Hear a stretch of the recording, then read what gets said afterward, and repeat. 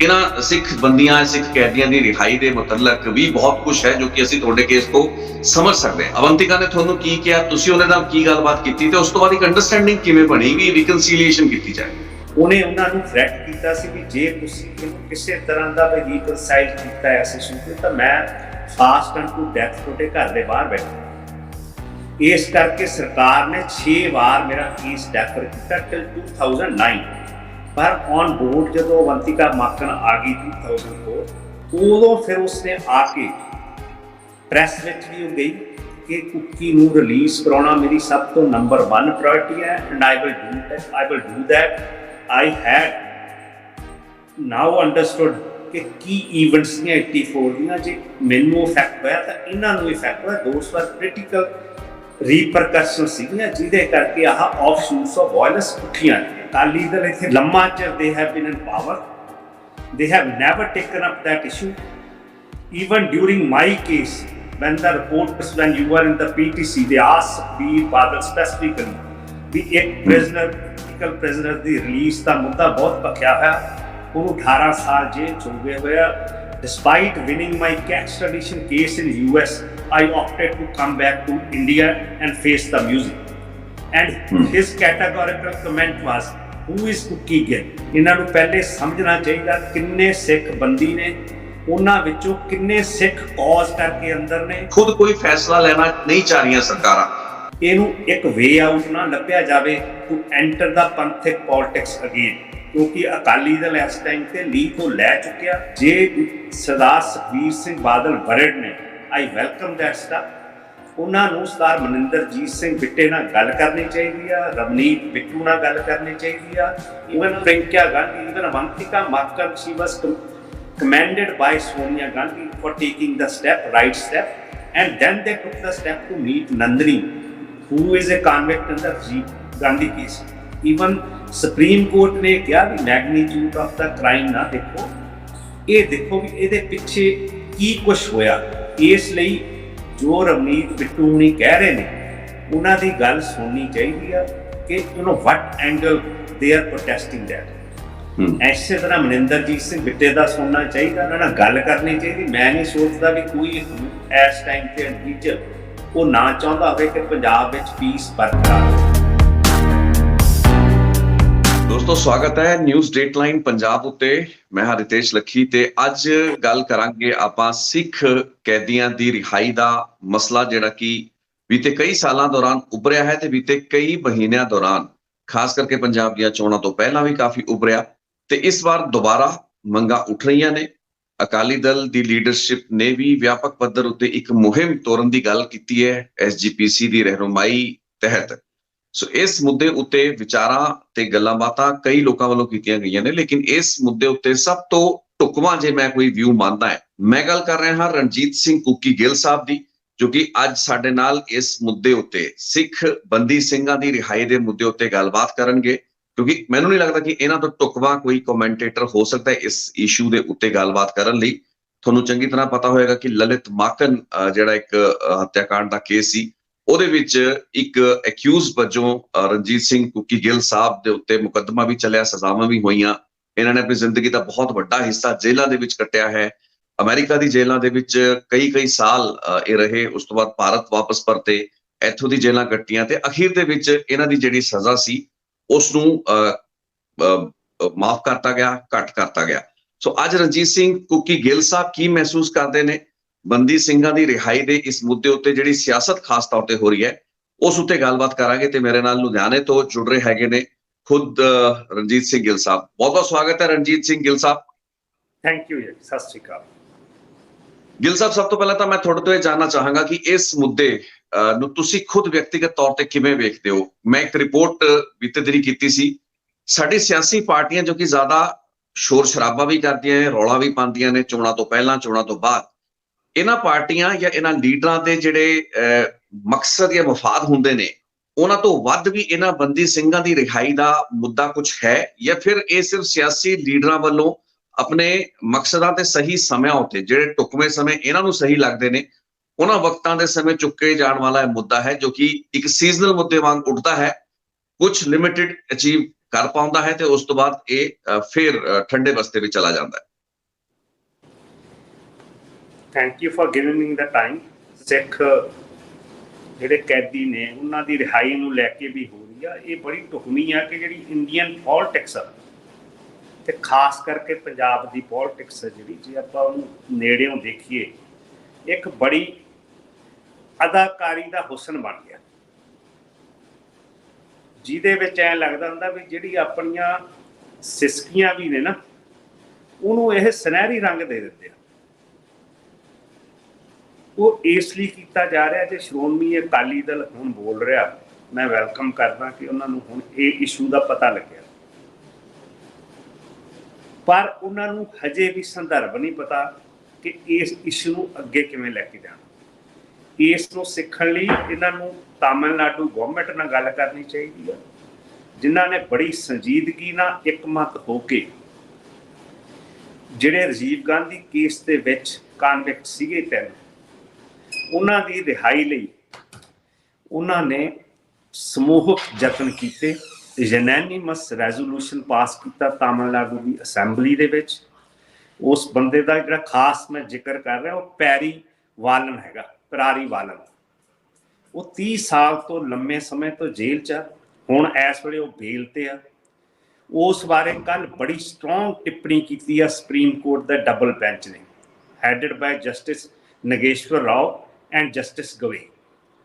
ਉਹਨਾਂ ਨੇ 2018 ਸਤੰਬਰ ਦੇ ਵਿੱਚ ਯੂਨੈਨਿਮਸ ਰੈਜ਼ੋਲੂਸ਼ਨ ਲਿਆਂਦਾ ਸੀ ਤਾਮਿਲਨਾਡੂ ਗਵਰਨਮੈਂਟ ਨੇ, ਅਸੈਂਬਲੀ ਵਿੱਚ ਮਤਾ ਪਾਸ ਹੋਇਆ। ਉਹਨਾਂ ਨੇ ਉਸ ਮਤੇ ਵਿੱਚ ਉਹਨਾਂ ਨੇ ਕਿਹਾ ਸੀ ਵੀ they should be released and that petition was sent to the governor for his ਅਸੈਂਟ।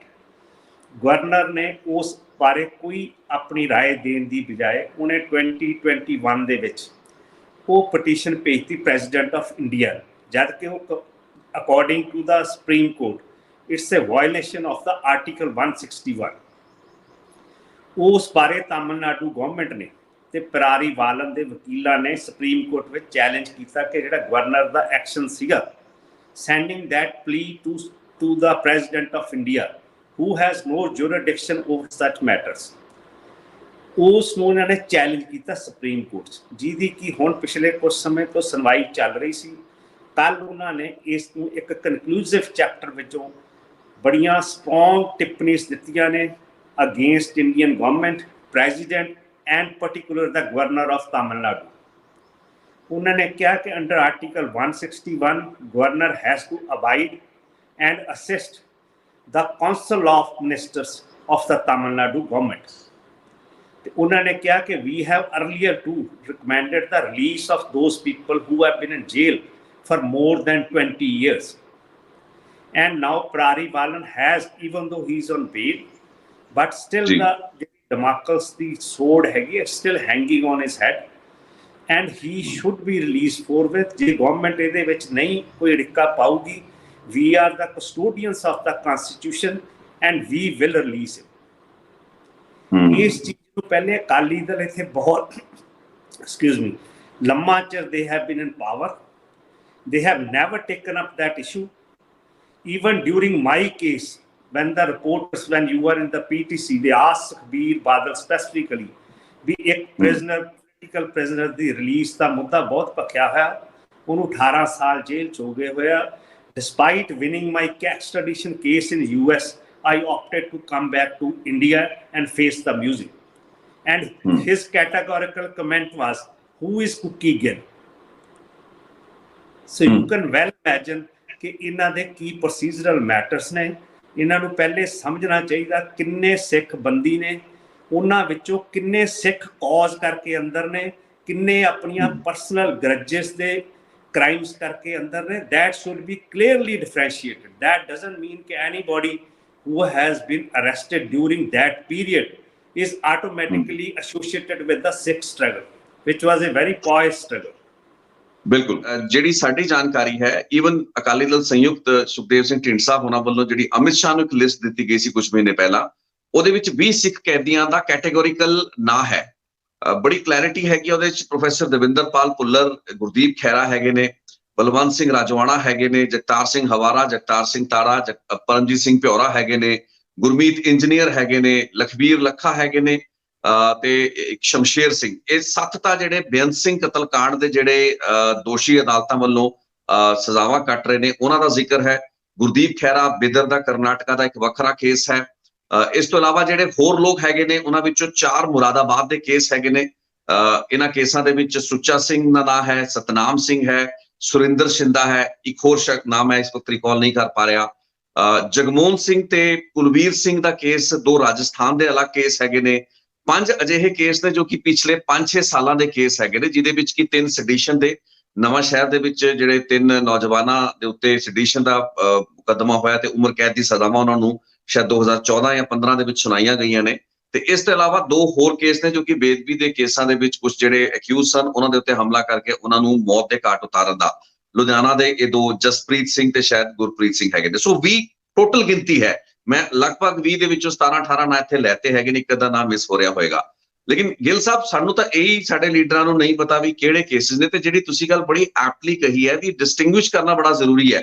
ਹੁਣ ਤੁਸੀਂ ਹਵਾਲਾਤੀਆਂ ਨੂੰ ਜਾਂ ਜਿਹੜੇ ਰੀਸੈਂਟ ਕੇਸਿਸ ਹੋਏ ਨੇ ਉਹਨਾਂ ਨੂੰ ਵੀ ਇਹਨਾਂ ਦੀ ਕੈਟੇਗਰੀ 'ਚ ਨਹੀਂ ਲੈ ਸਕਦੇ। ਸੋ ਇੱਕ ਭੇਡ ਚਾਲ ਪੋਲੀਟੀਸ਼ੀਅਨਸ ਦੇ ਵਿੱਚ ਵੇਖੀ ਗਈ ਹੈ। ਤੇ ਇੱਕ ਕੇਸ ਜਿਹੜਾ ਸ਼ਾਇਦ ਬਲਵੰਤ ਰਾਜੋਆਣਾ ਉਹਨਾਂ ਦਾ ਹੀ ਕੇਸ ਹੈ, ਜਿਸ ਵਿੱਚ ਕਿ ਸੁਪਰੀਮ ਕੋਰਟ ਨੇ ਕਈ ਵਾਰ ਕੇਂਦਰ ਸਰਕਾਰ ਨੂੰ ਇਹ ਤਾੜਨਾ ਕਹਿ ਲਈਏ ਜਾਂ ਉਹਨਾਂ ਵੱਲੋਂ ਕਿਹਾ ਕਿ ਵੀ ਤੁਸੀਂ ਫਟਾਫਟ ਇਸ ਕੇਸ ਦੇ ਉੱਤੇ ਫੈਸਲਾ ਲਓ। ਲੇਕਿਨ ਜਿਹੜੀਆਂ ਸਰਕਾਰਾਂ ਨੇ ਉਹ ਅਦਾਲਤਾਂ ਦੇ ਵਿੱਚ, ਕੇਂਦਰ ਸਰਕਾਰ ਦੇ ਇਸ ਕੇਸ ਦੇ ਵਿੱਚ ਮੈਂ ਗੱਲ ਕਰ ਰਿਹਾ, ਉਹ ਵੀ ਸੁਹਿਰਦ ਨਜ਼ਰ ਨਹੀਂ ਆ ਰਹੀ ਤੇ ਲਗਾਤਾਰ ਤਰੀਕਾਂ ਤੇ ਤਰੀਕਾ ਉਹਨਾਂ ਨੇ ਲਈਆਂ, ਖੁਦ ਕੋਈ ਫੈਸਲਾ ਲੈਣਾ ਨਹੀਂ ਚਾਹ ਰਹੀਆਂ ਸਰਕਾਰਾਂ। ਪੋਲੀਟੀਕਲ ਕੰਸੀਡਰੇਸ਼ਨਸ ਨੇ, ਕੀ ਗੱਲਾਂ ਬਾਤਾਂ ਨੇ, ਤੁਸੀਂ ਇਸ ਦੇ ਬਾਰੇ ਕੀ ਮਹਿਸੂਸ ਕਰਦੇ ਹੋ? ਮੇਰਾ ਖਿਆਲ ਪਹਿਲੇ ਤਾਂ ਜਿਹੜਾ ਸ਼੍ਰੋਮਣੀ ਅਕਾਲੀ ਦਲ ਆ ਜਾਂ ਸ਼੍ਰੋਮਣੀ ਗੁਰਦੁਆਰਾ ਪ੍ਰਬੰਧਕ ਕਮੇਟੀ ਆ ਚਾਹੇ ਜਥੇਦਾਰ ਅਕਾਲ ਤਖਤ ਆ, ਉਹਨਾਂ ਨੂੰ ਕੱਲ੍ਹ ਵਾਲੀ ਜਿਹੜੀ ਸੁਪਰੀਮ ਕੋਰਟ ਦੀ ਜੱਜਮੈਂਟ ਆਈ ਉਹ ਪੜ੍ਹ ਲੈਣੀ ਚਾਹੀਦੀ ਹੈ।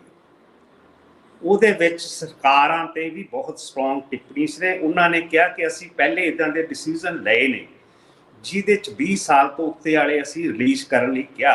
ਉਹ ਪਤਾ ਕਰਨਾ ਚਾਹੀਦਾ ਵੀ ਉਹ ਡਿਸੀਜ਼ਨ ਲਾਗੂ ਕਿਉਂ ਨਹੀਂ ਹੋਇਆ ਸਿੱਖ ਪ੍ਰਿਜ਼ਨਰਸ 'ਤੇ। ਮੈਂ ਫੇਰ ਦੁਬਾਰਾ ਗੱਲ ਕਹੂੰਗਾ, ਪਹਿਲੇ ਲਿਸਟ ਕਿਸੇ ਨੂੰ ਵੀ ਪੱਕੀ ਤੌਰ 'ਤੇ ਪਤਾ ਨਹੀਂ ਕਿ ਅਸੀਂ ਕਿਹਦੀ ਰਿਹਾਈ ਕਿਉਂ ਮੰਗ ਰਹੇ ਹਾਂ। ਹੁਣ ਐਪਲ ਤੇ ਔਰੰਜਸ ਦੇ ਵਿੱਚ ਬਹੁਤ ਫਰਕ ਆ। ਇਹ ਡਿਸਟਿੰਗੁਇਸ਼ ਕਰਨਾ ਹੀ ਪਊਗਾ ਕਿ who is in solely for the purpose of the Sikh struggle or during that period, not for any other crime which has nothing to do with the Sikh struggle. ਇੱਕ ਸਰਦਾਰ ਹੋਣ ਨਾਲ ਹੀ ਉਸ ਕੈਟਾਗਰੀ ਵਿੱਚ ਨਾ ਲੈ ਕੇ ਆਓ। and it should be very simplified objective. ਇਹਨੂੰ ਇੱਕ ਵੇ ਆਊਟ ਨਾ ਲੱਭਿਆ ਜਾਵੇ to enter the ਪੰਥਿਕ politics again, ਕਿਉਂਕਿ ਅਕਾਲੀ ਦਲ ਇਸ ਟਾਈਮ ਤੇ ਲੀਹ ਤੋਂ ਲੈ ਚੁੱਕਿਆ। They have lost all credibility from the ਪੰਥਿਕ ਸਿੱਖ ਕੌਮ ਤੋਂ and now ਤੁਹਾਨੂੰ ਲੱਗਦਾ ਵੀ ਇਸ ਮੁੱਦੇ ਨੂੰ ਰੇਕਅਪ ਕਰਨ ਦਾ, ਇਸ਼ੂ ਨੂੰ ਚੁੱਕਣ ਦਾ ਅਕਾਲੀ ਦਲ ਨੇ ਪਹਿਲਾਂ ਵੀ ਗੱਲਾਂ ਬਾਤਾਂ ਕੀਤੀਆਂ। ਮੈਂ ਪਹਿਲਾਂ ਵੀ ਰਿਪੋਰਟ ਦੇ ਵਿੱਚ ਜ਼ਿਕਰ ਕੀਤਾ ਕਿ ਅਕਾਲੀ ਦਲ ਇੱਕ ਸਾਲ ਦੇ ਵਿੱਚ ਹੀ 2 ਗੱਲਾਂ ਕਰਦਾ ਰਿਹਾ। ਹੁਣ 2012 ਤੋਂ ਬਾਅਦ ਜਦੋਂ ਬਲਵੰਤ ਸਿੰਘ ਰਾਜੋਆਣਾ ਉਹਨਾਂ ਨੂੰ ਜਿਹੜੀ ਸਜ਼ਾ ਸੀ ਫਾਂਸੀ ਦੀ, ਫਾਹੇ ਲਗਭਗ ਲਾਉਣ ਦੀ ਤਰੀਕ ਆ ਚੁੱਕੀ ਸੀ। ਉਸ ਵਕਤ ਅਕਾਲੀ ਦਲ ਦੀ ਸਰਕਾਰ ਸੀ ਤੇ ਇਹਨਾਂ ਨੇ ਇੱਕ ਸਟੈਂਡ ਲੈ ਲਿਆ। ਉਹ ਸਾਰਾ ਅਸੀਂ ਦੇਖਿਆ ਵੀ ਕੀ ਕੁਛ। ਉਸ ਤੋਂ ਬਾਅਦ ਜਿਹੜੀ ਉਹ ਟਲ ਗਈ ਫਾਂਸੀ ਦੀ ਸਜ਼ਾ, ਬਾਅਦ ਦੇ ਵਿੱਚ ਉਸਨੂੰ ਮਾਫ ਕਰਤਾ ਗਿਆ। ਲੇਕਿਨ ਇਹ ਵੀ ਦੇਖਿਆ ਗਿਆ ਵੀ ਉਹਨਾਂ ਹੀ ਸਮਿਆਂ ਦੇ ਵਿੱਚ ਸੁਮੇਧ ਸਿੰਘ ਸੈਣੀ ਵਰਗਿਆਂ ਨੂੰ ਡੀਜੀਪੀ ਵੀ ਬਣਾਇਆ ਜਾਂਦਾ ਰਿਹਾ। ਇਹ ਸਾਰੀਆਂ ਗੱਲਾਂ ਬਾਤਾਂ ਇੱਕ ਕੰਟਰਾਡਿਕਸ਼ਨ ਸੀ। ਸੋ ਦੋਵੇਂ ਗੱਲਾਂ ਅਕਾਲੀ ਦਲ ਕਰਨਾ ਚਾਹ ਰਿਹਾ। ਤੇ ਅੱਜ ਜਿਹੜੀ ਗੱਲ ਤੁਸੀਂ ਕਹਿ ਰਹੇ ਹੋ ਕਿ ਤੁਹਾਡੇ ਹਿਸਾਬ ਨਾਲ ਇੱਕ ਪੋਲੀਟੀਕਲ ਨੈਸੈਸਿਟੀ ਦੇ ਤਹਿਤ ਇਹ ਗੱਲਾਂ ਬਾਤਾਂ ਕੀਤੀਆਂ ਜਾ ਰਹੀਆਂ ਨੇ, ਕਿਉਂਕਿ ਹੁਣ ਤੱਕ ਜੋ ਸ਼੍ਰੋਮਣੀ ਅਕਾਲੀ ਦਲ ਦੀ, ਖਾਸ ਕਰਕੇ ਸ਼੍ਰੋਮਣੀ ਅਕਾਲੀ ਦਲ ਬਾਦਲ ਦੀ ਜੋ ਅਪਰੋਚ ਰਹੀ ਹੈ ਸਿੱਖ ਮੁੱਦਿਆਂ ਬਾਰੇ, ਭਾਵੇਂ ਉਹ 1984 ਦੀ ਚੀਜ਼ ਸੀਗੀ, ਉਹਦਾ ਦਰਦ ਸੀਗਾ, ਉਸ ਚੀਜ਼ ਨੂੰ ਇਹਨਾਂ ਨੇ ਫॉर ਪੋਲੀਟੀਕਲ ਬੈਨੀਫਿਟਸ, ਪੋਲੀਟੀਕਲ ਐਕਸਪੀਡੀਐਂਸੀ ਲਈ ਵਰਤਿਆ ਹੈਗਾ। ਸਮਝਿਆ ਨਹੀਂਗਾ ਕਿ ਇਹਦੇ ਮਗਰ ਜਿਹੜਾ ਐਡਾ ਵੱਡਾ ਧਰਮ ਯੁੱਧ ਮੋਰਚਾ ਲਾਇਆ, ਉਹ ਵਿਦਆਊਟ ਐਨੀ ਕਨਕਲੂਜਨ ਤੇ ਪਹੁੰਚਣ ਤੋਂ ਬਿਨਾਂ ਉਹ ਦਰਬਾਰ ਸਾਹਿਬ ਨੂੰ ਢਵਾ ਬੈਠਾ। ਦਰਬਾਰ ਸਾਹਿਬ ਤਾਂ ਜਿਹੜਾ ਟੱਠਿਆ ਬਿਲਡਿੰਗਾਂ ਤਾਂ ਬਣ ਜਾਣਗੀਆਂ, ਪਰ ਜਿਹੜੀਆਂ ਆਸਥਾਵਾਂ ਤੇ ਉਸ ਤੋਂ ਬਾਅਦ ਜਿਹੜੀ ਸਿੱਖ ਨੌਜਵਾਨੀ ਨੇ ਪੀੜ ਝੱਲੀ ਆ, ਜਿਹਦੀ ਅੱਜ ਵੀ ਲੋਕ ਪੀੜ ਮਤਲਬ ਕਿ ਸਹਿ ਰਹੇ ਨੇ, ਜੇਲ੍ਹਾਂ 'ਚ ਬੰਦ ਨੇ, ਜੇ ਉਸ ਨਾਲ ਡਾਇਰੈਕਟਲੀ ਰਿਲੇਟਡ ਨੇ, ਪਹਿਲੇ ਉਹ ਸਟੱਡੀ ਕਰਨਾ ਚਾਹੀਦਾ। Everything is not political expediency. Certain issues demand a very serious understanding and ਆਪਾਂ ਨੂੰ ਸੁਪਰੀਮ ਕੋਰਟ ਦਾ ਰੁਖ ਦੇਖਣਾ ਚਾਹੀਦਾ ਕਿ ਜੇ ਉਹਨਾਂ ਨੇ ਇੱਦਾਂ ਦੇ ਫੈਸਲੇ ਪਹਿਲੇ ਵੀ ਲਏ ਨੇ ਪੁਰਾਣੀ ਵਾਰਨ ਤੋਂ, ਉਹ ਸਟੱਡੀ ਕਰਨੇ ਚਾਹੀਦੇ ਆ। ਫਿਰ ਤੁਹਾਨੂੰ ਉਸ ਚੀਜ਼ ਨੂੰ ਇਨ ਏ ਲੀਗਲ ਫਰੇਮਵਰਕ ਵਿੱਚ ਅਪਰੋਚ ਕਰਨਾ ਚਾਹੀਦਾ, ਨਾਟ ਇਨ ਏ ਪੋਲੀਟੀਕਲ ਸੈਂਸ। ਗੁਰੂ ਸਾਹਿਬ ਦੀ ਫਿਲਾਸਫੀ ਜਿੱਥੋਂ ਸਿੱਖ ਧਰਮ ਖੜਾ, ਸਿੱਖ ਫਲਸਫਾ ਖੜਾ, ਜਿਹਦੇ ਬਾਰੇ ਐਲਬਰਟ ਆਇਨਸਟਾਈਨ ਉਹਨੇ ਵੀ ਕਹਿੰਦੇ ਆ ਕਿ ਅੱਜ ਆਉਣ ਵਾਲੇ ਯੁੱਗ ਲਈ ਸਿੱਖ ਫਿਲਾਸਫਾ ਜਿਹੜੀ ਫਿਲਾਸਫੀ ਆ that will be a shining light। ਇਹ ਉਹਨਾਂ ਦੇ ਲਿਖੇ ਹੋਏ ਵਰਡਸ ਨੇ, ਇਮੈਨੂਅਲ ਕੰਟ ਦੇ ਵਰਡਸ ਲਿਖੇ ਹੋਏ ਨੇ, ਬਰਨਾਰਡ ਰਸਲ ਦੇ ਵਰਡਸ ਲਿਖੇ ਹੋਏ ਨੇ, ਲਿਊ ਟਾਲਸਟਾਈ ਨੇ ਆ ਵਰਡਸ ਲਿਖੇ ਨੇ। ਇਹਨਾਂ ਨੂੰ ਸਮਝਣਾ ਚਾਹੀਦਾ। ਉਹ ਇੱਕ ਜਿਹੜੀ ਸੀ ਸਮਾਜਿਕ ਰਾਜਨੀਤਿਕ ਕ੍ਰਾਂਤੀ ਸੀ, ਸਮਾਜ ਨੂੰ ਜੋੜਨਾ। ਇਸ ਇਸ਼ੂ ਦੇ ਨਾਲ ਇਹਨੂੰ ਪੋਲਿਟਿਕਸ ਨਾ ਲਿਆਂਦਾ ਜਾਵੇ। It should be a humanistic approach, study ਕਰਕੇ ਬਿਲਡ ਅਪ ਦਾ ਮੋਮੈਂਟਮ। ਇਹ ਨਹੀਂ ਕਿ ਹੁਣ ਆਪਾਂ ਐਂਟਰੀ ਲੈਣੀ ਆ ਦੁਆਰਾ ਪੰਥਕ ਸਫੀਅਰ 'ਚ। ਐਂਟਰੀ ਇਹਨਾਂ ਦੀ ਹੋਣੀ ਨਹੀਂ ਅਨਲੈਸ ਐਂਡ ਅੰਟਿਲ ਦੇ ਥਾਟ ਪ੍ਰੋਸੈਸ। ਕਿਉਂਕਿ ਜੀ ਇੱਥੇ ਤੁਹਾਡਾ ਕੇਸ ਜਿਹੜਾ ਆਪਣਾ ਕੇਸ ਵਿਅਕਤੀਗਤ ਕੇਸ ਸੀ, ਮੈਂ ਤਾਂ ਜ਼ਿਕਰ ਵੀ ਕਈ ਰਿਪੋਰਟਾਂ ਦੇ ਦਾਇਰੇ ਦੇ ਵਿੱਚ ਕੀਤਾ ਹੈ। ਹੁਣ ਉਹ ਜਿਹੜੀ ਇੱਕ ਮੈਂ ਤੁਹਾਡੇ ਕੇਸ ਨੂੰ ਇੱਕ ਕਲੋਜ਼ਰ ਮੰਨਦਾ, ਇੱਕ ਰਿਕਨਸੀਲੀਏਸ਼ਨ ਮੰਨਦਾ। ਤੁਹਾਡੀ ਮੁਲਾਕਾਤ ਜਦੋਂ ਅਵੰਤਿਕਾ ਮਾਕਨ ਹੋਰਾਂ ਦੇ ਨਾਲ ਹੁੰਦੀ ਹੈ, ਉਹ ਪ੍ਰਚਾਰ ਦੇ ਦੌਰਾਨ, ਇਲੈਕਸ਼ਨ ਕੈਂਪੇਨ ਦੇ ਦੌਰਾਨ ਲੁਧਿਆਣਾ ਹੁੰਦੇ ਨੇ, ਕੁਦਰਤੀ ਤੁਸੀਂ ਵੀ ਉਸ ਵਕਤ ਪੈਰੋਲ ਦੇ ਉੱਤੇ ਹੁੰਦੇ ਹੋ। ਉਹ ਗੱਲਬਾਤ ਹੋਈ, ਮੁਲਾਕਾਤ ਹੋਈ, ਇੱਕ ਅੰਡਰਸਟੈਂਡਿੰਗ ਬਣੀ, ਇੱਕ ਦੂਸਰੇ ਦੇ ਵਿਊ ਪੁਆਇੰਟ ਨੂੰ ਸਮਝਿਆ ਗਿਆ। ਜਿਹੜੇ ਪ੍ਰਭਾਵਿਤ ਤੇ ਪੀੜਿਤ ਪਰਿਵਾਰ ਹੈਗੇ ਨੇ, ਉਹਨਾਂ ਨੂੰ ਔਨ ਬੋਰਡ ਲੈਣਾ ਕਿੰਨਾ ਕੁ ਜ਼ਰੂਰੀ ਹੈ ਇਸ ਪੂਰੇ ਦੇ ਪੂਰੇ ਪ੍ਰੋਸੈਸ ਦੇ ਵਿੱਚ? ਕਿਉਂਕਿ ਅਸੀਂ ਵੇਖਿਆ ਵੀ ਇੱਕ ਪਾਸੇ ਉਹ ਲੀਡਰ ਨੇ ਜੋ ਕਿ ਸ਼ਾਇਦ ਆਪਣੇ ਸਿਆਸੀ ਮਫਾਦ ਜਾਂ ਸਿਆਸੀ ਲੋੜਾਂ ਕਰਕੇ ਇਹ ਮੁੱਦਿਆਂ ਦੀ ਗੱਲਬਾਤ ਅੱਜ ਕਰ ਰਹੇ ਨੇ, ਤੇ ਦੂਸਰੇ ਪਾਸੇ ਇੱਕ ਹੋਰ ਲੀਡਰਸ਼ਿਪ ਹੈ ਜਿਸ ਦੇ ਵਿੱਚ ਤੁਹਾਡੇ ਮੈਂਬਰ ਪਾਰਲੀਮੈਂਟ ਰਵਨੀਤ ਬਿੱਟੂ ਆ ਜਾਂਦੇ ਨੇ, ਮਨਿੰਦਰਜੀਤ ਸਿੰਘ ਬਿੱਟੇ ਵਰਗੇ ਲੋਕ ਨੇ ਜਿਨ੍ਹਾਂ ਦੇ ਪਰਿਵਾਰ ਦੇ ਜੀ ਮਾਰੇ ਗਏ ਨੇ ਉਹਨਾਂ ਵਾਰਦਾਤਾਂ ਦੇ ਵਿੱਚ, ਉਹਨਾਂ ਹਮਲਿਆਂ ਦੇ ਵਿੱਚ, ਜਾਂ ਫਿਰ ਖੁਦ ਉਹ ਨਿਸ਼ਾਨਾ ਰਹੇ ਨੇ। ਸੋ ਜਦੋਂ ਤੱਕ ਉਹ ਲੋਕਾਂ ਨੂੰ ਔਨ ਬੋਰਡ ਨਹੀਂ ਲਿਆ ਜਾਂਦਾ ਜਾਂ ਇੱਕ ਅਜਿਹੀ ਅੰਡਰਸਟੈਂਡਿੰਗ ਨਹੀਂ ਬਣਾਈ ਜਾਂਦੀ ਜਿਸ ਦੇ ਨਾਲ ਕਿ ਆਪਾਂ ਇਸ ਗੱਲਬਾਤ ਤੇ ਇਸ ਚੈਪਟਰ ਨੂੰ ਜੇ ਕਲੋਜ਼ ਕਰਨ ਦੀ ਗੱਲ ਨਹੀਂ ਕਰਦੇ, ਉਹਨਾਂ ਸਮਿਆਂ ਤੱਕ ਇਹ ਕਲੋਜ਼ਰ ਕਿਵੇਂ ਸੰਭਵ ਹੈ? ਜਾਂ ਇਹ ਸਜ਼ਾਵਾਂ ਦੀ ਜਿਹੜੀ ਮਾਫੀ ਹੈ ਇੱਕ ਪੋਲੀਟੀਕਲ ਗੱਲਬਾਤ ਹੀ ਰਹਿ ਜਾਏਗੀ? ਤੇ ਜੇ ਪੋਲੀਟੀਕਲ ਫੈਸਲੇ ਹੋਣਗੇ ਤਾਂ ਇਹ ਸਜ਼ਾਵਾਂ ਮਾਫ ਹੋ ਜਾਣਗੀਆਂ, ਤੇ ਜੇ ਪੋਲੀਟੀਕਲ ਫੈਸਲੇ ਨਹੀਂ ਹੋਣਗੇ ਤਾਂ ਸਜ਼ਾਵਾਂ ਮਾਫ ਨਹੀਂ ਹੋਣਗੀਆਂ। ਹੁਣ ਤੁਹਾਡਾ ਕੇਸ ਇੱਕ ਡਿਫਰੈਂਟ ਕੇਸ ਹੈ ਜਿਸ ਦੇ ਉੱਤੇ ਸਿਆਸਤ ਜ਼ਿਆਦਾ ਨਹੀਂ ਹੋਈ, ਲੇਕਿਨ ਫਿਰ ਵੀ ਨਤੀਜਾ ਨਿਕਲਿਆ, ਇੱਕ ਕਲੋਜ਼ਰ ਹੋਇਆ। ਤੁਸੀਂ ਆਪਣੇ ਕੇਸ ਨੂੰ ਇਹਨਾਂ ਕੇਸਾਂ ਦੇ ਨਾਲ ਕਿਵੇਂ ਰਿਲੇਟ ਕਰਕੇ ਵੇਖਦੇ ਹੋ? ਨੋ ਡਾਊਟ ਕਿ ਮੇਰਾ ਤੇ ਅਵੰਤਿਕਾ ਮਾਕਨ ਦਾ ਆਪਸ ਵਿੱਚ ਮਿਲਣਾ it was a historic movement, ਜਿਸ ਦੀ ਨੈਸ਼ਨਲ ਨਿਊਜ਼ ਬਣਨ ਤੋਂ ਬਾਅਦ ਮੈਨੂੰ ਪ੍ਰੋਮੀਨੈਂਟ ਸਿੱਖ ਪਰਸਨੈਲਿਟੀਜ਼ ਦੇ ਫੋਨ ਵੀ ਆਏ ਸੀ, even from Hindu notable persons. ਉਹਨਾਂ ਨੇ ਮੈਨੂੰ ਕਿਹਾ ਸੀ ਵੀ you have done such a commendable job ਕਿ you have shortened the gap in understanding the rift between the Congress and the Sikhs। ਬਈ ਇੱਕ ਸਟੈਪ ਚੱਕਿਆ। ਮੈਂ ਚਾਹੁੰਦਾ ਕਿ ਜੇ ਇਸ਼ੂ ਜਦੋਂ ਕੋਈ ਉਠਾਉਣਾ, it should be well thought out process, not just for the sake of raising this issue। it shouldn't be dealt like that। ਇਹਦੇ ਬਾਰੇ ਸੀਰੀਅਸਨੈਸ ਦਿਖਾਓ। ਜੇ ਸਰਦਾਰ ਸੁਖਬੀਰ ਸਿੰਘ ਬਾਦਲ ਵਰਡ ਨੇ, I welcome that step। ਉਹਨਾਂ ਨੂੰ ਸਰਦਾਰ ਮਨਿੰਦਰਜੀਤ ਸਿੰਘ ਬਿੱਟੇ ਨਾਲ ਗੱਲ ਕਰਨੀ ਚਾਹੀਦੀ ਆ, ਰਵਨੀਤ ਬਿੱਟੂ ਨਾਲ ਗੱਲ ਕਰਨੀ ਚਾਹੀਦੀ ਆ, ਉਹਨਾਂ ਦੇ ਪੁਆਇੰਟ ਆਫ ਵਿਊ ਸਟੱਡੀ ਕਰਨੇ ਚਾਹੀਦੇ ਆ। ਈਵਨ ਇਹ ਦੇਖਣਾ ਚਾਹੀਦਾ ਕਿ Sonia Gandhi and her family, ਉਹਨਾਂ ਨੇ ਕਿਸ ਤਰ੍ਹਾਂ ਅਪਰੋਚ ਕੀਤਾ ਸੀ ਜਦੋਂ ਰਾਜੀਵ ਗਾਂਧੀ ਕੇਸ ਦੇ ਵਿੱਚ ਜਿਹੜੇ ਕਨਵਿਕਟਡ ਬੰਦੇ ਨੇ। Even Priyanka Gandhi, even Avantika Maken, she was commended by Sonia Gandhi for taking the step, right step। And then they took the step to meet Nandini, who is a convict in the Rajiv Gandhi case। Even Supreme Court ने कहा भी magnitude of the crime ना देखो, ये देखो भी ਇਹਦੇ ਪਿੱਛੇ ਕੀ ਕੁਛ ਹੋਇਆ। ਇਹ ਰੀਜ਼ਨਸ ਬਣੇ, ਬੰਦਿਆਂ ਨੇ ਸਜ਼ਾ ਕੱਟ ਲਈ, ਜਿੰਨੀ ਬਣੀ ਉਹ ਤੋਂ ਵੀ ਵੱਧ ਕੱਟ ਲਈ। ਜੇ ਸਿੱਖਾਂ ਦਾ ਜਿਵੇਂ ਕਲੇਮ ਕਰਦੇ ਨੇ, ਕੱਟੀ ਵੀ ਜ਼ਰੂਰ, ਮੈਂ ਮੰਨਦਾ ਵੀ ਉਹਨਾਂ ਨੇ ਜ਼ਿਆਦਾ ਸਜ਼ਾ ਹੋਈ। ਇੱਥੇ ਇੱਕ ਡਾਇਰੈਕਟ ਗਾਈਡਲਾਈਨਸ ਚਾਹੀਦੀਆਂ ਨੇ। ਸੈਂਟਰ ਸ਼ੁੱਡ ਸਟੈਪ ਇਨ। ਮੈਂ ਅਪੀਲ ਕਰਦਾ ਪ੍ਰਾਈਮ ਮਿਨਿਸਟਰ ਇੰਡੀਆ ਨੂੰ ਕਿ rather than making the false outreach to certain personalities who are Sikh by religion, but that is not what the Sikhs need। Sikhs needs to heal their wounds, to heal their grievances, and I think they should step in। ਅੱਗੇ ਰਿਫਟ ਜਿਹੜੀ ਇਸ time ਤੇ ਪੰਜਾਬ ਵਿੱਚ ਹੈਗੀ ਆ ਰਤੇਸ਼, ਕੇ ਲੋਕੀ ਕਹਿੰਦੇ ਆ ਵੀ ਆਓ ਚੱਲੀਏ, ਛੱਡ ਚੱਲੀਏ ਪੰਜਾਬ। ਪੰਛੀ ਵੀ ਉੱਡ ਗਏ, ਰੁੱਖ ਵੀ ਆਪਸ 'ਚ ਗੱਲਾਂ ਕਰ ਰਹੇ ਕਿ ਚੱਲ ਇੱਥੋਂ ਚੱਲੀਏ। ਪੁੱਤ ਆਪਣੇ ਬਾਪੂਆਂ ਨੂੰ ਕਹਿੰਦੇ ਆ ਕਿ ਛੱਡ ਜ਼ਮੀਨਾਂ ਦਾ ਮੋਹ ਛੱਡ, ਚਾਰ ਸਿਆੜ ਵੇਚ, ਕੋਈ ਜਗਾੜ ਲਾ, ਚਲੋ ਇੱਥੋਂ ਚੱਲੀਏ। ਕਬਰਾਂ ਵੀ ਕਹਿੰਦੀਆਂ ਨੇ ਕਿ ਸਾਨੂੰ ਪੰਜਾਬ ਚੋਂ ਲੈ ਚੱਲੋ। ਇੱਥੇ ਆ ਹਾਲਾਤ ਬਣ ਚੁੱਕੇ ਆ, ਪੋਲੀਟੀਕਲ ਵੈਕਿਊਮ ਹੈਗਾ ਟੋਟਲ। ਜਿਹੜੇ ਰੂਲ ਕਰ ਰਹੇ ਨੇ ਪੰਜਾਬ 'ਚ ਉਹਨਾਂ ਦੀ ਦਿੱਲੀ ਓਰੀਐਂਟਡ ਥਾਟ ਆ। We need a Sikh Punjab oriented thought which shouldn't be threatening to the other sections who are living in Punjab। ਤੇ ਇੱਥੇ ਤੁਸੀਂ ਸੁਪਰੀਮ ਕੋਰਟ ਦੇ ਕੇਸਿਸ ਦੀ ਗੱਲ ਕੀਤੀ, ਇਹ ਜਿਹੜੀ ਤੁਸੀਂ ਗੱਲ ਕੀਤੀ ਆ ਮੈਨੂੰ ਵੀ ਲੱਗਦਾ ਵੀ ਗੱਲ ਹੋਣੀ ਚਾਹੀਦੀ ਹੈ।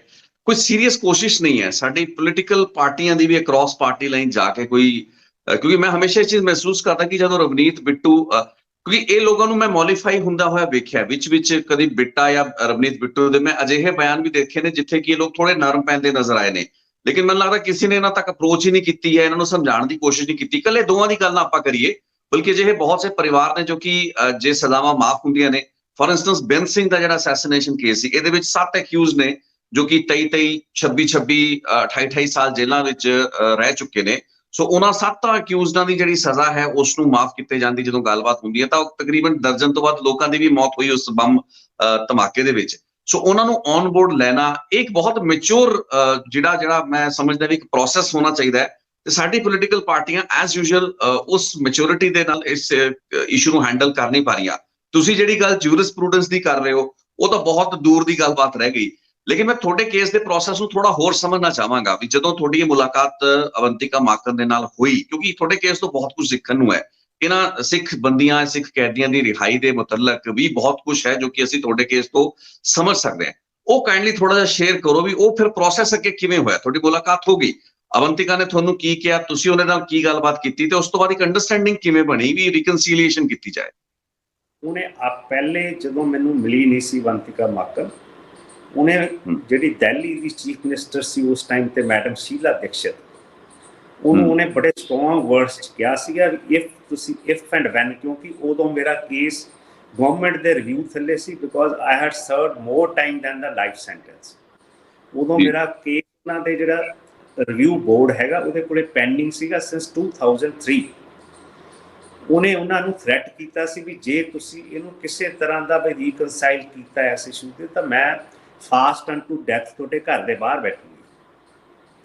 ਇਸ ਕਰਕੇ ਸਰਕਾਰ ਨੇ 6 ਵਾਰ ਮੇਰਾ ਕੇਸ ਡੈਫਰ ਕੀਤਾ ਟਿਲ 2009। ਪਰ ਔਨ ਬੋਰਡ ਜਦੋਂ ਅਵੰਤਿਕਾ ਮਾਕਨ ਆ ਗਈ 2004, ਉਦੋਂ she met the chief minister the very next day and then she came back to Ludhiana again। ਉਦੋਂ ਫਿਰ ਉਸਨੇ ਆ ਕੇ ਪ੍ਰੈਸ ਵਿੱਚ ਵੀ ਉਹ ਗਈ ਕਿ ਕੁੱਕੀ ਨੂੰ ਰਿਲੀਜ਼ ਕਰਾਉਣਾ ਮੇਰੀ ਸਭ ਤੋਂ ਨੰਬਰ 1 ਪ੍ਰਾਇੋਰਟੀ ਹੈ and I will do that। I had now understood ਕਿ ਕੀ ਈਵੈਂਟਸ ਦੀਆਂ 84 ਦੀਆਂ ਜੇ ਮੈਨੂੰ ਇਫੈਕਟ ਹੋਇਆ ਤਾਂ ਇਹਨਾਂ ਨੂੰ ਇਫੈਕਟ ਹੋਇਆ। ਦੋਸ ਵਰ ਕ੍ਰਿਟੀਕਲ ਰੀਪਰਕਸ਼ਨ ਸੀਗੀਆਂ ਜਿਹਦੇ ਕਰਕੇ ਆਹ ਆਫ ਸ਼ੂਟਸ ਆਫ ਵਾਇਲੈਂਸ ਉੱਠੀਆਂ ਨੇ। ਇੱਥੇ ਬਹੁਤ ਸਿਆਣੇ ਤਰਲੋਚਨ ਸਿੰਘ ਵਰਗੇ ਬੰਦੇ ਬੈਠੇ ਨੇ ਜਿਹੜੇ ਮਿਨੋਰਟੀ ਕਮਿਸ਼ਨ ਦੇ ਚੇਅਰਮੈਨ ਰਹੇ ਨੇ। ਉਹਨਾਂ ਵਰਗੇ ਦਾਨਿਸ਼ਮੰਦ ਬੰਦਿਆਂ ਨੂੰ ਅੱਗੇ ਆਉਣਾ ਚਾਹੀਦਾ। ਪੰਜਾਬ 'ਚ ਬੜੇ ਸੀਨੀਅਰ ਬੋਪਾ ਰਾਏ ਸਾਹਿਬ ਵਰਗੇ ਬਿਊਰੋਕਰੈਟਸ ਬੈਠੇ ਨੇ ਜਿਹੜੇ ਅੰਡਰਸਟੈਂਡ ਰੱਖਦੇ ਨੇ ਲਾਅ ਬਾਰੇ ਵੀ ਤੇ ਸੋਸਾਇਟੀ ਬਾਰੇ ਵੀ ਤੇ ਪੋਲੀਟੀਕਲ ਰੈਮੀਫਿਕੇਸ਼ਨਸ ਬਾਰੇ ਵੀ। ਉਹਨਾਂ ਨੂੰ they should initiate a dialogue with the aggrieved families ਕਿ ਆਪਾਂ ਕੋਈ for the betterment of Punjab and the peace in Punjab we should reach a certain kind of a appeasement approach। ਪਰ ਜੇ ਕਾਨੂੰਨੀ ਦਾਇਰੇ 'ਚ ਆਪਾਂ ਦੇਸ਼ ਜਾਂਦੇ ਹਾਂ ਤਾਂ ਇਸ ਦਾ ਇਹ ਮਤਲਬ ਆ ਵੀ ਲੀਗਲੀ ਕੋਈ ਬਾਈਂਡਿੰਗ ਨਹੀਂ ਹੈਗਾ ਕਿ ਗਰੀਵਡ ਫੈਮਿਲੀ ਦੀ ਰਾਏ ਲੈਣੀ ਆ ਜਦੋਂ ਕਿਸੇ ਨੂੰ ਰਿਵਿਊ ਬੋਰਡ ਅੱਗੇ ਕੰਸੀਡਰ ਕਰਨਾ ਫॉर ਰਿਲੀਜ਼। ਇਹ ਲੀਗਲੀ ਕੋਈ ਇਹਦੇ ਵਿੱਚ ਕੋਈ ਪ੍ਰੋਵੀਜ਼ਨਸ ਨਹੀਂ ਹੈਗੀਆਂ। ਚਾਹੇ ਅਵੰਤਿਕਾ ਮੇਰੇ ਉਲਟ ਵੀ ਜਾਂਦੀ ਤਾਂ ਵੀ ਉਹ ਕੇਸ ਕੰਸੀਡਰ ਹੋਣੇ ਹੀ ਹੋਣੇ ਹੁੰਦੇ ਨੇ। ਪਰ ਹੈ ਇਹ ਗੁੱਡ ਹੋਇਆ ਕਿ ਅੰਡਰਸਟੈਂਡਿੰਗ ਹੋਈ, ਉਹਦੇ ਨਾਲ ਜਿਹੜੀ ਕੋਈ ਹਰਡਲ ਜਾਂ ਕੋਈ ਇਸ਼ੂ ਬਣ ਸਕਦਾ ਸੀ ਉਹ ਵਿੱਚੋਂ ਨਿਕਲਿਆ। ਇਸ ਲਈ ਜੋ ਰਵਨੀਤ ਬਿੱਟੂ ਹੁਣੀ ਕਹਿ ਰਹੇ ਨੇ ਉਹਨਾਂ ਦੀ ਗੱਲ ਸੁਣਨੀ ਚਾਹੀਦੀ ਆ ਕਿ ਵਟ ਐਂਗਲ ਦੇ ਆਰ ਪ੍ਰੋਟੈਸਟਿੰਗ ਦੈਟ। ਇਸੇ ਤਰ੍ਹਾਂ ਮਨਿੰਦਰਜੀਤ ਸਿੰਘ ਬਿੱਟੇ ਦਾ ਸੁਣਨਾ ਚਾਹੀਦਾ, ਉਹਨਾਂ ਨਾਲ ਗੱਲ ਕਰਨੀ ਚਾਹੀਦੀ। ਮੈਂ ਨਹੀਂ ਸੋਚਦਾ ਵੀ ਕੋਈ ਇਸ ਟਾਈਮ ਤੇ ਇੰਡੀਵਿਜੂਅਲ ਉਹ ਨਾ ਚਾਹੁੰਦਾ ਹੋਵੇ ਕਿ ਪੰਜਾਬ ਵਿੱਚ ਪੀਸ ਬਰਕਰਾਰ ਰਹੇ। ਆਪਾਂ ਹੁਣੇ ਪਟਿਆਲੇ ਦੇਖ ਕੇ ਹਟੇ ਹਾਂ, ਵੈਰੀ ਸੋਸ਼ਲ ਫੈਬਰਿਕ ਪੰਜਾਬ ਦਾ ਬਹੁਤ ਕਮਜ਼ੋਰ ਆ। ਇੱਥੇ ਮਤਲਬ ਕਿ ਮਾੜਾ ਜਿਹਾ ਦੇਖੋ ਦੀਪ ਸਿੱਧੂ ਦਾ ਨੈਚੁਰਲ ਐਕਸੀਡੈਂਟ ਹੋਇਆ, ਉਹਦੇ ਬਾਰੇ ਕਿੰਨੀ ਆਊਟਪੋਰਿੰਗ ਹੋਈ, ਉਹਨੂੰ ਵੀ ਪੋਲੀਟੀਕਲ ਰੈਮੀਫਿਕੇਸ਼ਨਸ ਲਈ ਵਰਤਿਆ ਗਿਆ ਵਿਦਆਊਟ ਈਵਨ ਨੋਇੰਗ ਹਿਮ। ਇਹ ਜਿਹੜੇ ਕਨਫਲਿਕਟ ਪੋਲਿਟਿਕਸ ਦੇ ਸਬਜੈਕਟਸ ਨੇ ਇਹਨਾਂ ਨੂੰ ਪੰਜਾਬ ਚੋਂ ਸਾਈਡਲਾਈਨ ਕਰਨਾ ਪਊਗਾ। ਕਨਫਰਟੇਸ਼ਨ ਜਿਹੜੀਆਂ ਥਿਊਰੀਜ਼ ਨੇ ਉਹਨਾਂ ਤੋਂ ਬਾਹਰ ਆਉਣਾ ਪਊਗਾ। Then only you can address these humanistic ਮਤਲਬ ਕਿ ਜਿਹੜੇ ਇਸ਼ੂਜ਼ ਨੇ। ਪੰਜਾਬ ਦੇ ਵਿੱਚ ਇੱਕ ਬਹੁਤ ਡੇਢ ਦਹਾਕਾ ਤਾਂ ਦੇਖੋ ਖੂਨ ਖਰਾਬੇ ਭਰਿਆ ਰਿਹਾ, ਇਹਦੇ ਵਿੱਚ ਬਹੁਤ ਕੁਝ ਹੋਇਆ। ਜਦ ਤੱਕ ਉਹ ਸਾਰੀ ਗੱਲਾਂ ਬਾਤਾਂ ਦੇ ਉੱਤੇ ਇੱਕ ਕਲੋਜ਼ਰ ਨਹੀਂ ਹੋ ਜਾਂਦਾ, ਆਪਾਂ ਹਮੇਸ਼ਾ ਗੱਲ ਕਹਿੰਦੇ ਵੀ ਉਹ ਚੀਜ਼ਾਂ ਨੂੰ ਪਹਿਲਾਂ ਤਾਂ ਐਡਮਿਟ ਕਰੀਏ, ਪਹਿਲਾਂ ਚੀਜ਼ਾਂ ਨੂੰ ਸਮਝਿਆ ਜਾਵੇ, ਮੰਨਿਆ ਜਾਵੇ ਵੀ ਇਹ ਵਧੀਕੀਆਂ ਹੋਈਆਂ, ਇਹ ਧੱਕੇ ਹੋਏ, ਇਹ ਨਜਾਇਜ਼ ਗੱਲਾਂ ਬਾਤਾਂ ਹੋਈਆਂ। ਤੇ ਹੁਣ ਇਸ ਚੈਪਟਰ ਨੂੰ ਕਲੋਜ਼ ਕਰਕੇ ਉਹ ਵੀ ਅਗੇਨ ਇੱਕ ਸਿਲੈਕਟਿਵ ਅਪਰੋਚ ਵੀ ਕੁਝ ਕੇਸਾਂ ਦੇ ਵਿੱਚ ਆਪਾਂ ਚੀਜ਼ਾਂ ਨੂੰ ਫੋਰਗੋ ਕਰ ਸਕਦੇ ਹਾਂ। We can let them go ਵੀ ਚਲੋ ਛੱਡੋ, ਇਸ ਚੈਪਟਰ ਨੂੰ ਬੰਦ ਕੀਤਾ ਜਾ ਸਕਦਾ, ਲੇਕਿਨ ਹਰ ਕੇਸ ਨੂੰ ਨਹੀਂ ਕੀਤਾ ਜਾ ਸਕਦਾ। ਮਿਸਾਲ ਦੇ ਤੌਰ ਤੇ ਅੱਜ ਵੀ ਬਥੇਰੇ ਅਜਿਹੇ ਅਫਸਰ ਹੈਗੇ ਨੇ ਜਿਨ੍ਹਾਂ ਨੂੰ to bring them to the justice ਹਜੇ ਵੀ ਸੰਘਰਸ਼ ਕਰਨਾ ਪੈ ਰਿਹਾ ਹੈ। 25 ਸਾਲਾਂ ਬਾਅਦ ਬਲਵੰਤ ਸਿੰਘ ਮੁਲਤਾਨੀ ਦਾ ਕੇਸ 2020 ਦੇ ਵਿੱਚ ਜਾ ਕੇ ਰਜਿਸਟਰ ਹੁੰਦਾ ਤੇ ਉਸ ਤੋਂ ਬਾਅਦ ਵੀ ਆਪਾਂ ਵੇਖਿਆ ਵੀ ਅੱਡੀ ਚੋਟੀ ਦਾ ਜਿਹੜਾ ਜ਼ੋਰ ਅਕਿਊਜ਼ਡ ਅਫਸਰਾਂ ਵੱਲੋਂ ਲਾਇਆ ਗਿਆ ਜੋ ਕਿ ਡੀਜੀਪੀ ਦੇ ਅਹੁਦਿਆਂ ਤੇ ਵਿਰਾਜਮਾਨ ਰਹੇ ਨੇ। ਸੋ ਇਹਨਾਂ ਕੇਸਿਸ ਨੂੰ ਐਕਸਕਲੂਡ ਕਰਨਾ ਪੈਣਾ ਹੈ। ਇਸੇ ਤਰੀਕੇ ਨਾਲ ਅੱਜ 21 ਸਾਲ ਦੇ ਵਿੱਚ ਜਿਹੜੇ ਲੋਕ ਹੈਗੇ ਨੇ ਉਹ ਜਸਟੀਫਾਈ ਵੀ ਕਰਦੇ ਨੇ, ਉਹ ਕਹਿੰਦੇ ਵੀ ਜਿਹੜੀ ਸਟਰਗਲ ਸੀ, ਸ਼ਾਇਦ ਤੁਸੀਂ ਵੀ ਉਸੇ ਸਟਰਗਲ ਦਾ ਹਿੱਸਾ ਰਹੇ ਹੋ, ਕਹਿੰਦੇ ਵੀ ਸਟਰਗਲ ਦੇ ਵਿੱਚ ਜਿਹੜੇ ਵੀ ਮਤਲਬ ਵਾਰਦਾਤਾਂ ਹੋਈਆਂ, ਜਿਹੜੇ ਵੀ ਕਿਸਮ ਦੀ ਕਤਲੋ ਗਾਰਤ ਹੋਈ, ਉਹ ਜਸਟੀਫਾਈਡ ਵੀ ਸੀ। ਸੋ ਇੱਕ ਤਰੀਕੇ ਨਾਲ ਉਸ ਚੀਜ਼ ਨੂੰ ਜਸਟੀਫਾਈ ਵੀ ਕੀਤਾ ਜਾਂਦਾ ਤੇ ਨਾਲ ਹੀ ਨਾਲ ਉਹਨਾਂ ਕੈਦੀਆਂ ਦੀ ਜਿਹੜੀ ਸਜ਼ਾ ਨੂੰ ਮਾਫ ਕਰਨ ਦੀ ਗੱਲਬਾਤ। ਇੱਕ ਟੇਕ ਦੇ ਵਿੱਚ ਦੋਵੇਂ ਗੱਲਾਂ ਬਾਤਾਂ ਜੋ ਕਿ ਬੜੀਆਂ ਵੱਡੀਆਂ ਕੰਟਰਾਡਿਕਸ਼ਨਸ ਨੇ, ਇਹਨਾਂ ਨੂੰ ਕਰਨਾ ਕੀ ਸਹੀ ਹੈ? ਆਪਾਂ ਨਾ ਮੈਂ ਥੋੜਾ ਜਿਹਾ ਪਿੱਛੇ ਲੈ ਕੇ ਜਾਣਾ ਤੁਹਾਨੂੰ। ਤੁਸੀਂ ਕਿਹਾ ਨਾ ਵੀ ਆਪਾਂ ਨੂੰ 84 ਸਮਝਣਾ ਚਾਹੀਦਾ ਵੀ ਜਿਹੜੇ ਇੰਨੇ ਦਹਾਕਿਆਂ ਦੀ ਪੀੜ ਹੈ ਕਿਉਂ ਚੱਲੀ ਆ ਰਹੀ ਹੈ। ਜਦੋਂ ਸੈਕੰਡ ਵਰਲਡ ਵਾਰ ਖਤਮ ਹੋਈ ਹੈ ਉਸ ਤੋਂ ਬਾਅਦ ਯੂਰਪ ਜਿਹੜਾ ਸੀ ਇਟ ਵਾਸ ਡੀਪਲੀ ਵੂਨਡਡ। ਉਦੋਂ ਨਾਜ਼ੀਜ਼ਮ, ਫਾਸ਼ਿਜ਼ਮ ਦਾ ਤੇ ਜਿਹੜੀ ਕਲੋਨੀਅਲ ਰੂਲ ਸੀ ਥਰੂ ਆਊਟ ਦਾ ਵਰਲਡ ਉਹਦਾ ਐਂਡ ਹੋਇਆ ਸੀ। ਪਰ ਉਸ ਤੋਂ ਬਾਅਦ ਉਹਨਾਂ ਨੇ ਕਿਹਾ ਵੀ ਜੇ ਆਪਾਂ ਨਵਾਂ ਯੂਰਪ ਸਿਰਜਣਾ ਤਾਂ ਇਹਦੇ ਲਈ ਆਪਾਂ ਨੂੰ ਉਹ ਪੀੜ ਸਮਝਣੀ ਪਊਗੀ ਜਿਹੜੀ ਲੋਕਾਂ ਨੇ ਨਾਜ਼ੀਜ਼ਮ, ਫਾਸ਼ਿਜ਼ਮ ਤੇ ਕਲੋਨੀਅਲ ਰੂਲ ਡਿਊਰਿੰਗ ਹੰਢਾਈ ਆ।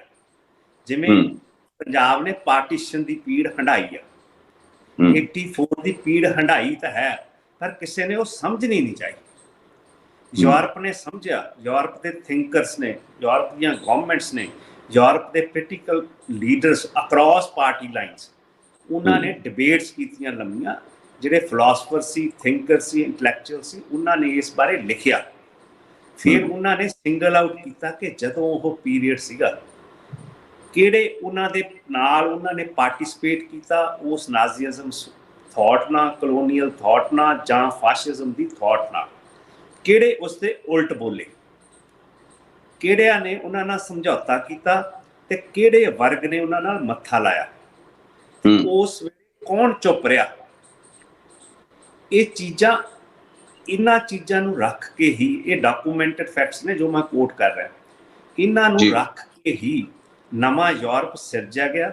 ਅੱਜ ਮੋਸਟ ਪੀਸਫੁਲ ਪਲੇਸ ਇਨ ਦੀ ਵਰਲਡ ਆ, ਡਿਸਪਾਈਟ ਯੂਕਰੇਨ 'ਚ ਵਾਰ ਚੱਲ ਰਹੀ ਆ, ਉਹ ਡਿਫਰੈਂਟ ਇਸ਼ੂ ਤਾਂ ਵੀ ਯੂਰਪ ਸਾਈਡ ਲਾਈਨ ਤੇ ਬੈਠਾ ਉਹਨਾਂ ਦੀ ਮਦਦ ਕਰ ਰਿਹਾ, ਅਗਰੀਬ ਜਿਹੜੀ ਨੇਸ਼ਨ ਆ।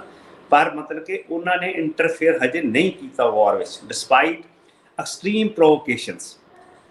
ਇੱਥੇ ਆਪਾਂ ਨੂੰ ਬਹੁਤਾ ਲੰਮਾ ਜਾਣ ਦੀ ਲੋੜ ਨਹੀਂ। ਆਪਾਂ ਪਹਿਲੇ ਪਾਰਟੀਸ਼ਨ ਦੀ ਹੀ ਨਹੀਂ ਅੱਜ ਤੱਕ ਸਮੀਖਿਆ ਕਰ ਸਕੇ ਕਿ why that happen and why British Indian army was not involved or informed beforehand, why the British Indian police structure was not strengthened ਕਿ ਇੱਦਾਂ ਦੀ ਚੀਜ਼ ਨਾ ਹੁੰਦੀ। ਉਹਦੇ ਬਾਰੇ ਆਪਾਂ ਨੂੰ ਅੱਜ ਤੱਕ ਕੋਈ ਆਨਸਰ ਨਹੀਂ ਆਇਆ।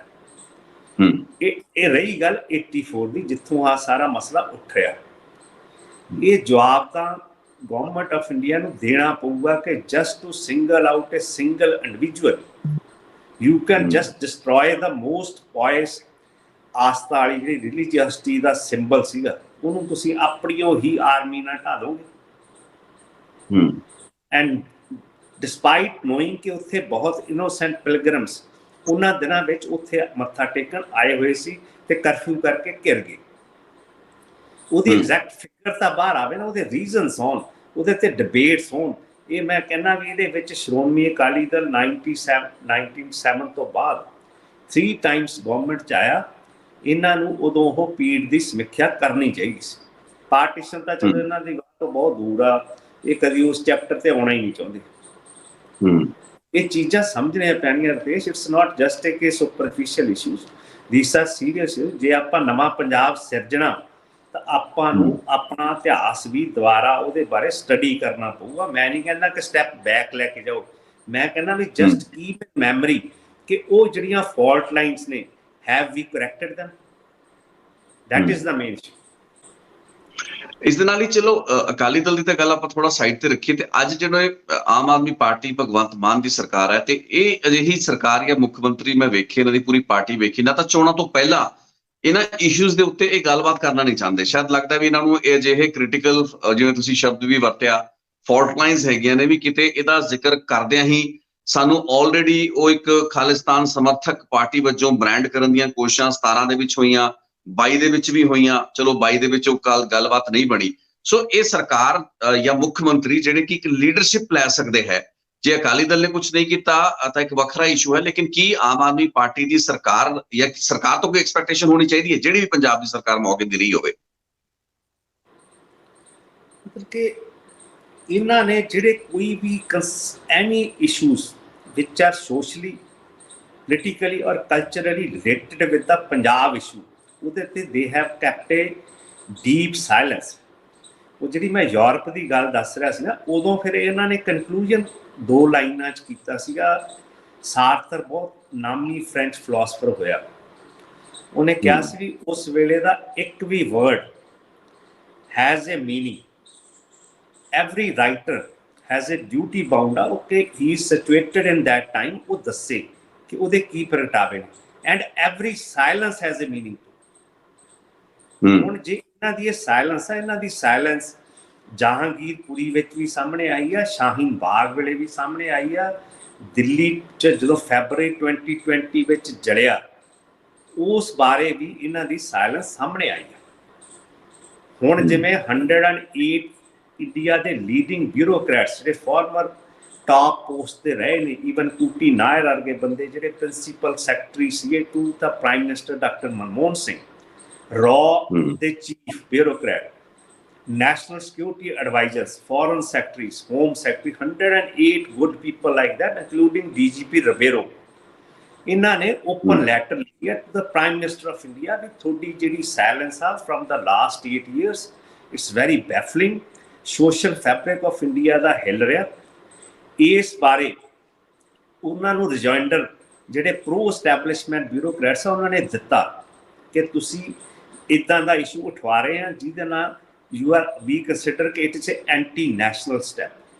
Same thing is happening in Punjab with the present ਜਿਹੜੀ governing government ਹੈਗੀ ਆ, they are keeping a complete silence whether it is a Satluj Jamna link ਨਾਲ। ਇਹ ਗੱਲਾਂ ਮਤਾ ਪਾ ਕੇ ਠੀਕ ਨਹੀਂ ਹੋਣ ਵਾਲੀਆਂ ਗੱਲਾਂ, nor do they should be ਇੱਦਾਂ ਦੇ ਆਪਾਂ ਨੂੰ ਪੇਪਰ ਲੈਜਿਸਲੇਸ਼ਨਸ ਨਹੀਂ ਚਾਹੀਦੀਆਂ। ਚੰਡੀਗੜ੍ਹ ਦਾ ਇਸ਼ੂ ਆ, ਭਾਖੜਾ ਡੈਮ ਦਾ ਇਸ਼ੂ ਆ, ਪੰਜਾਬ ਵਿੱਚ ਡਰੱਗ ਬਹੁਤ ਵੱਡਾ ਇਸ਼ੂ ਹੈ। ਡਰੱਗ ਲਈ ਮੈਂ ਇਹ ਕਹੂੰਗਾ ਕਿ ਡਰੱਗ ਨੂੰ ਜਿਵੇਂ ਸਮਝਿਆ ਜਾ ਰਿਹਾ ਉਹਨੂੰ ਇੱਕ ਬਿਮਾਰੀ ਸਮਝਿਆ ਜਾ ਰਿਹਾ। ਡਰੱਗ ਬਿਮਾਰੀ ਨਹੀਂ ਹੈਗੀ, ਇਹ ਸਿੰਪਟਮ ਆ ਉਸ ਬਿਮਾਰੀ ਦਾ ਜਿਹੜਾ ਪੰਜਾਬ ਵਿੱਚ ਪ੍ਰੇਲਿੰਗ ਆ for the last 40 years since 1980। ਉਸ ਚੀਜ਼ ਦੇ ਜਿਹੜੇ ਹੈਗੇ ਨੇ ਉਹ ਜਿਹੜੀਆਂ ਬਿਮਾਰੀ ਹੈਗੀ ਆ ਪੋਲੀਟੀਕਲ ਸੋਸ਼ਲੀ ਜਿਹੜੀ ਮੈਲਟ ਡਾਊਨ ਹੋਈ ਆ, ਕਲਚਰਲੀ ਮੈਲਟ ਡਾਊਨ ਹੋਈ ਆ। ਆਪਾਂ ਇੱਕ ਮੂਸੇ ਵਾਲੇ ਦੇ ਗੀਤ ਤੋਂ ਭੜਕ ਜਾਂਦੇ ਆ। ਤੁਹਾਡੇ ਅੱਗੇ ਐਡੇ ਵੱਡੇ ਇਸ਼ੂਜ਼ ਨੇ। ਈਵਨ ਪਟਿਆਲੇ ਜੋ ਕੁਛ ਹੋਇਆ ਰਤੇਸ਼, ਵੇਅਰ ਵਰ ਦਾ ਆਪ MLA Ajitpal Singh Kohli and doctor Balbir Singh, what were they doing there? But never mentioned in any way and they never came out in the public ਕਿ ਐਡਾ ਪਟਿਆਲੇ ਹੋ ਰਿਹਾ, ਮਹਾਰਾਜਿਆਂ ਦਾ ਸ਼ਹਿਰ ਆ। ਇੱਥੇ ਐ ਕੀ ਹੋ ਗਿਆ ਕਿ ਛੋਟੀ ਜੀ ਟਵੀਟ ਜਾਂ ਕਿਸੇ ਦੀ ਵੀਡੀਓ ਨਾਲ ਇੰਨਾ ਕੁਛ ਭੜਕ ਸਕਦਾ। ਆਪਾਂ ਪਿੱਛੇ ਵੇਖਿਆ ਵੀ ਕੁਲਜੀਤ ਧੱਟ ਕੇਸ ਦੇ ਵਿੱਚ ਇੱਕ ਜਿਹੜੇ IPS ਅਫਸਰ ਸੀ ਬਸਰਾ, ਉਹਨਾਂ ਦੀ ਸਜ਼ਾ ਮਾਫ ਕਰਤੀ ਗਈ। ਉਸ ਤੋਂ ਪਹਿਲਾਂ ਕੈਪਟਨ ਅਮਰਿੰਦਰ ਸਿੰਘ ਦੀ ਸਰਕਾਰ ਤੇ ਬਾਦਲ ਸਰਕਾਰ ਦੇ ਵੇਲੇ ਰਿਕਮੈਂਡੇਸ਼ਨ ਹੋਈ, 4 ਜਿਹੜੇ ਇੱਕ ਫਰਜ਼ੀ ਮੁਕਾਬਲੇ ਦੇ ਵਿੱਚ ਵਧੀਕੀ ਕਰਨ ਵਾਲੇ ਪੁਲਿਸ ਅਫਸਰਾਂ ਦੀ ਸਜ਼ਾਵਾਂ ਮਾਫ ਹੋ ਗਈਆਂ। ਸੋ ਇਹ ਕੰਟਰਾਡਿਕਸ਼ਨਸ ਰਹਿ ਰਹੀਆਂ ਨੇ। ਇੱਕ ਪਾਸੇ ਅਜਿਹੇ ਲੋਕਾਂ ਦੀਆਂ, ਅਫਸਰਾਂ ਦੀ ਚੁੱਪ ਚਪੀਤੇ ਸਜ਼ਾਵਾਂ ਵੀ ਮਾਫ ਹੋਈ ਜਾਂਦੀਆਂ ਨੇ, ਤੇ ਦੂਸਰੇ ਪਿੱਛੇ ਜਿਹੜੇ ਬੰਦੀ ਸਿੰਘਾਂ ਦੀ ਰਿਹਾਈ ਦਾ ਇਸ਼ੂ ਹੈ ਉਹਦੇ ਉੱਤੇ ਸਿਆਸਤ ਹੁੰਦੀ ਹੈ ਤੇ ਐਡੇ ਵੱਡੇ ਲੈਵਲ ਦੀ ਪੋਲਿਟਿਕਸ ਹੈ ਵੀ ਆਪਾਂ ਕਈ ਸਾਲ ਉਹਨਾਂ ਇਸ਼ੂਜ਼ ਨੂੰ ਲਟਕਾ ਕੇ ਰੱਖਿਆ ਹੋਇਆ। ਸੋ ਤੁਹਾਡੇ ਹਿਸਾਬ ਨਾਲ ਫਾਈਨਲੀ ਇਹਦੀ ਕੋਈ ਟਾਈਮ ਲਿਮਿਟ ਡਿਸਾਈਡ ਕਰਕੇ ਇਹਦੇ ਉੱਤੇ ਕੋਈ ਕਾਲ ਹੋਣੀ ਚਾਹੀਦੀ ਹੈ ਜਾਂ ਪੋਲੀਟੀਕਲ ਪਾਰਟੀਆਂ ਨੂੰ ਇਹਨਾਂ ਮੁੱਦਿਆਂ ਨੂੰ ਚੁੱਕਣਾ ਬੰਦ ਕਰਨਾ ਚਾਹੀਦਾ ਹੈ ਆਪਣੇ ਸਿਆਸੀ ਕਾਰਨਾਂ ਕਰਕੇ? 3 ਪੁਆਇੰਟਸ ਰੇਸ ਕਰੂੰਗਾ ਰਿਤੇਸ਼।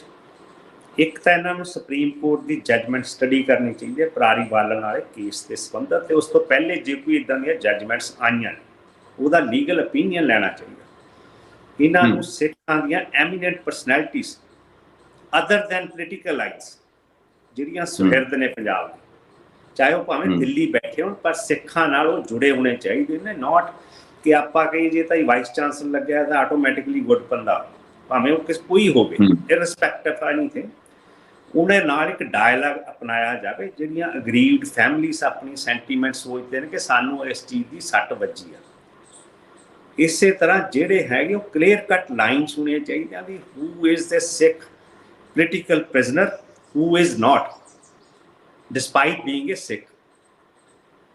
ਜਿਵੇਂ ਚੰਡੀਗੜ੍ਹ 'ਚ ਬੜੇਲ ਜੇਲ੍ਹ ਵਾਲੇ ਕਾਨਵਿਕਟਸ ਹੈਗੇ ਨੇ ਬੇਅੰਤ ਸਿੰਘ ਦੇ ਮਰਡਰ ਕੇਸ ਵਿੱਚ, ਉਹਨਾਂ 'ਚ ਬਹੁਤ ਪੜ੍ਹੇ ਲਿਖੇ ਮੁੰਡੇ ਨੇ, ਇੰਜੀਨੀਅਰਸ ਨੇ, ਚੰਗੀ ਬੈਕਗਰਾਊਂਡਸ ਦੇ ਨੇ। ਉਹਨਾਂ ਦੇ ਕੇਸ ਸਾਨੂੰ ਪਹਿਲੇ ਸੰਜੀਦਗੀ ਨਾਲ ਪੜ੍ਹੋ, ਇਹ ਦੇਖੋ ਵੀ ਕਿੱਥੇ ਖਾਮੀ ਰਹਿ ਗਈ, ਫਿਰ ਹੀ ਤੁਸੀਂ ਫੋਰਸਫੁਲੀ ਚੀਜ਼ ਪੁੱਟ ਅਪ ਕਰ ਸਕੋਗੇ।